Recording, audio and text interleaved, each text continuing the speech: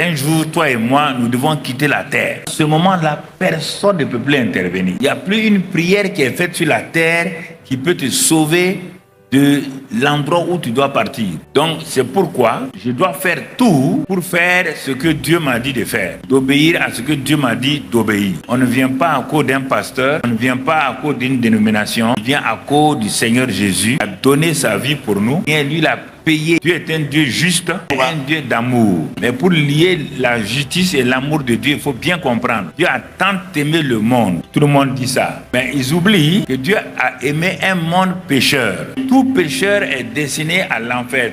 L'âme qui pêche est celle qui mourra spirituellement. Alors, comment ce Dieu qui aime les pécheurs-là peut-il les amener dans son paradis qu'il vient de mettre en place? L'amour n'a pas le pouvoir d'amener quelqu'un au paradis s'il n'y a pas d'abord la justice. Voici les hommes qu'il aime. Il veut les amener au paradis. Mais Satan dit, tu ne peux pas les amener parce qu'ils sont pécheurs. Si vous ne comprenez pas ça, vous allez prendre le christianisme comme quelque chose qui offre. Comme vous faites une faveur à Dieu. Comment Dieu va faire? Il aime les gens, il veut les avoir comme ses enfants. Il a décidé lui-même de payer le prix. Les anges étaient étonnés. Il dit que les anges regardent le salut, ils ne comprennent pas. Aucun ange ne comprend pourquoi Dieu a fait le salut là. Dans leur milieu, quand il y a quelque chose de mauvais, c'est fini. C'est pourquoi Satan n'est pas pardonnable. Dans le milieu spirituel, Satan n'est pas pardonnable. Il ne peut pas se repentir, c'est fini. Mais l'homme qui a été créé à l'image de Dieu et qui est tombé, qui a perdu cette image-là, Dieu l'aime. Il veut le ramener. Alors, comme il n'y a personne pour le conseiller, il a dit, je vais payer le prix. Je vais payer le prix comment? Selon le conseil de sa volonté. Qu'est-ce qu'il va faire? Vous allez voir, je vous ai dit là, la stratégie divine. Dieu est seul. Il n'y a pas de fils de Dieu là-bas. Il n'y a pas de Jésus au ciel. Mais pour qu'il paye, pour que l'amour que Dieu a là se manifeste pour toi et pour moi, pour nous tous comme pécheurs, c'est l'homme qui a péché. Il faut un homme, un autre homme pour payer, pour être frappé, pour payer le prix du rachat de l'homme. Tu ne sais pas ce que Dieu a fait, c'est pourquoi je te révèle ça. Il a donc fallu pour que Dieu lui-même décide de devenir un homme. Il ne peut pas envoyer un ange. Il ne peut pas descendre lui-même. Dieu est esprit. Celui qui a péché là, Adam là, n'est pas esprit. Il a un esprit, mais il est homme dans la chair. Il faut que l'homme là, le Dieu là, devienne un homme pour pouvoir payer. C'est cette stratégie qu'on ne comprend pas là, qu'on va comprendre au ciel. Comment un Dieu esprit peut devenir un homme en gardant l'esprit et en prenant une forme de chair. C'est ce qu'on va appeler l'incarnation. Pas de Jésus au ciel. Puisque quand il a envoyé l'ange dire à Joseph et à Marie, il dit, celui qui va venir là, donc ce sera Dieu qui sera fait chair et son nom sera Jésus. Quand il est venu, il a marché comme un homme. Il était fils de l'homme. Quand tu le pinces, il sent ça. C'est pourquoi il avait faim. Dieu n'a jamais faim. Mais cet homme, la fille de l'homme là, se fatiguait. Tout ce que tu as subi, il a subi ça. On le frappait, il sentait la douleur. On l'insultait, il sentait les mêmes douleurs comme toi quand on t'insulte. Tout ce que tu sens là, il a senti tout ça pour comprendre qu'est-ce que l'homme sur la terre. La seule chose, c'est le péché qu'il n'a jamais commis. Toutes les tentations que tu as là, il a été tenté. Tenté par les femmes. Faut pas avoir peur. S'il n'a pas été tenté par les femmes, comment il va t'aider? C'est écrit dans la Bible. Quand on dit ça, certains sont tellement religieux qui pensent avant Jésus a été tenté, mais c'est écrit dans la Bible. Il a été tenté, c'est pourquoi il peut te sortir n'importe quelle tentation. Maintenant, il y a deux choses qui vont être difficiles pour lui. Il n'a jamais commis de péché et ce Dieu qui est là-haut là et qui s'est fait homme là, tu comprends? C'est ça. Il faut comprendre Dieu. Toi, avec ta tête là, tu ne comprends pas comment Dieu peut devenir homme. Le voilà maintenant où le temps va arriver où il doit faire ce qu'il a été envoyé pour faire. Il a reçu la direction divine. C'est le premier qui a reçu la direction divine et qui va l'accomplir parfaitement pour le salut des hommes. Il n'y a pas une deuxième personne. Le voilà maintenant au jardin de Gethsémane. L'endroit de décision. L'endroit de décision. Dieu qui est devenu chair. Maintenant, il faut qu'il réponde tant qu'homme à cette décision. Son combat spirituel le plus dangereux, c'est pas le désert. Le désert était facile parce qu'il était rempli du Saint-Esprit pour faire le ministère. dans le désert, c'est sa volonté. Il doit prendre et soumettre ça au Père. La Bible dit dans Hébreu, en descendant, il a dit, je viens pour faire, oh Dieu, je viens pour faire ta volonté. Il y a deux aspects de la volonté qu'il est venu faire. Dans Jean 6, versets 33 à 38, il a dit, je suis descendu pour faire la volonté, donc faire les œuvres de Dieu. Et ça, c'est le premier aspect. Deuxième aspect de la volonté, manifester la justice de Dieu. S'il n'y a pas de justice de Dieu, l'amour ne peut pas se manifester. L'âme qui pêche doit mourir. Il faut que quelqu'un paye le prix. Aucun homme ne peut payer. Aucun ange ne peut payer. Personne ne peut payer. Dieu même s'est arrêté pour être victime expiatoire. C'est ça qui fait que j'ai la crainte de Dieu. Regarde-le à Gethsémane. Il a dit, j'ai besoin de 2 amis pour me soutenir. Au moins 2 personnes qui vont me soutenir. La première fois qu'on voit Jésus en train de crier, Jésus est en train de demander du secours et que personne ne le regarde. Quand il est arrivé à Gethsémane, les pierres et les gens qui l'ont accompagné ne pouvaient pas résister parce que c'est là-bas qu'il doit donner sa volonté pour devenir péché. Satan a fait entourer tout l'entourage de Gethsémane par ses esprits pour amener donc la pression sur Jésus. Mais vous avez vu, le Père n'était pas là, à côté. Les anges étaient loin.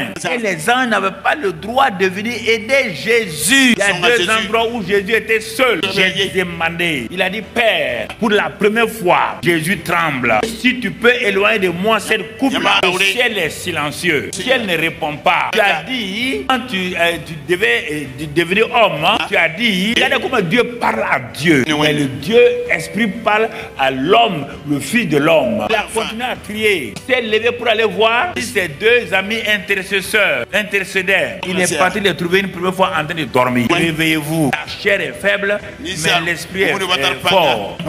2 fois ils sont partis, ils ont dormi. Ils ne pouvaient pas résister devant Satan à cause du péché qui est en eux. Mais Jésus résistait à cause du fait qu'il n'a pas de péché en lui. Mais à un moment donné, la pression était forte. Il dit, oh Père, ta volonté, mais pas ma volonté. Je vais faire ta volonté. Le Père dit, ah bon, ok. Quand il a dit ça, Satan, je t'amène dans le jardin.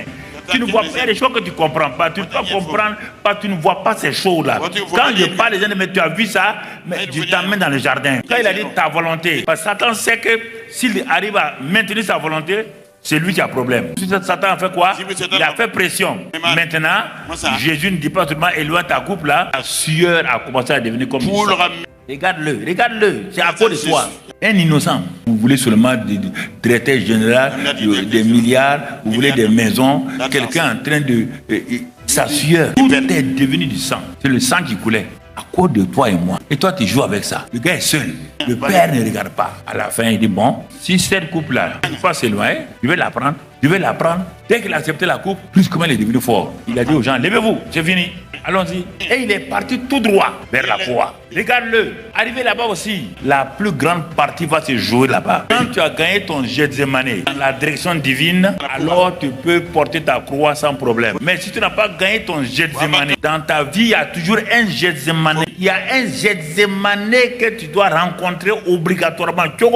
C'est là où ta volonté est parfaitement, où tu la soumets à Dieu. Pas d'intérêt. Et c'est là où beaucoup de chrétiens, les pasteurs n'arrivent pas. Ils jouent avec ça. C'est pourquoi pour avoir des récompenses, ils n'auront pas de récompenses au ciel. Regarde la croix, ce qu'elle représente. Pour toi, c'est le salut. Pour lui, c'est pas le salut. Quand il a été crucifié, qu'est-ce va devenir? Qu'est-ce va se passer? Maintenant, un événement que toi, tu ne connais pas sur la croix, que tu ne peux pas savoir ce que c'est. Sous le regard du ciel, le regard du Père, des anges, qu'est-ce qu'on voit? Le chef qui est crucifié là, les anges n'ont pas le pouvoir d'aller vers lui parce que quelque chose se passe. Il n'est plus le saint là. Il n'est plus celui que les anges se pliaient devant lui. Brusquement, aux yeux des anges et du ciel, Jésus devient péché. Pas pécheur, hein? Plus que ça. Ce que Dieu est. Il est en train de payer le prix. Et c'est pourquoi Jésus même est conscient maintenant qu'il est en train de changer. Lui qui était donc la pureté et tout, il devient péché. Et pourquoi cette fameuse phrase est sortie? Les gens ne savent pas pourquoi il a dit cette phrase-là. Cette phrase, on ne sait pas pourquoi il a dit ça. Et si tu ne comprends pas ce que je te dis là, il a dit quoi? Mon Dieu. Il n'a pas dit papa. C'est la première fois où Jésus dit, mon Dieu, pourquoi tu m'as abandonné? Seul Les anges ont donné d'eau. Papa, mon Dieu, a fermé le ciel. Plus personne ne les regarde. Les femmes frappent leur poitrine. Les maris frappent leur poitrine. Les sacrificateurs et les scribes l'accusent. Les Romains l'insultent. Il est seul. Seul sur la terre. Il est seul. Seul pour toi. Seul pour toi. Et tu joues avec lui. Seul. Seul. Pourquoi? Mon Dieu. Tu ne peux pas dire Père. Dieu ne peut pas être le Père du péché. Jamais. Il est descendu plus que toi. Toi, tu es pécheur. Il est péché. Tu es supérieur à lui. Il est descendu dans les profondeurs. Profondeur. Et toi, tu joues avec ça. Tu veux ça. Tu veux ça. Tu méprises ce que Dieu est. Un petit problème seulement. Il fallait prier pour moi. Il fallait gêner pour moi. Tu as oublié ce que son fils est devenu. Quand il a dit mon Dieu, il dit maintenant, tout est. Il baissait la tête. Il a mis son esprit. Qu'est-ce qui s'est passé? La création a dit, bon? Le centenaire romain dit, celui-ci était vraiment le Fils de Dieu. Brusquement, qu'est-ce qui se passe? Les tombeaux des saints s'ouvrent à Jérusalem. Et les gens de Jérusalem voient les saints là, sortis des tombeaux, rentrer dans la ville, traverser la ville, ils sont allés. En ce temps, il y avait un homme à côté de Jésus, qu'on appelle le voleur de droite. Le seul qui a pu reconnaître cet instant-là. Il dit, Seigneur, je sais qui tu es. Tu vas revenir. Souviens-toi de moi. Jésus lui dit aujourd'hui même. Il n'a pas dit tu seras au paradis aujourd'hui. Je déclare aujourd'hui que ce que j'ai accompli pour toi est là. Je vous pose la question. Quand tu comprends ça, l'œuvre de la croix là, toi tu vas jouer avec Dieu parce que les gens t'insultent, tu ne vas pas pardonner. Regarde-le. Il est seul. Même si tu étais seul sur la terre, c'était pour toi qu'il mourrait. Petit pardon que tu dois donner à quelqu'un, réconciliation que tu dois donner à quelqu'un, et il te faut souffrir comme ça pour pardonner, il te faut souffrir pour aimer quelqu'un, et tu veux, malgré ça, rentrer au paradis. Toi, tu vas rentrer au paradis, parce que tu refuses de pardonner et d'aimer les gens. Tu vas rentrer au paradis. Donc, tu n'as pas pris au sérieux ce que son fils a fait. Tu es fou, tu es insensé, tu es un fou, tu es folle. Toi, tu vas rentrer au paradis. Regarde le prix qu'il a payé. C'est ça l'amour de Dieu. Tu comprends? Que Dieu te bénisse.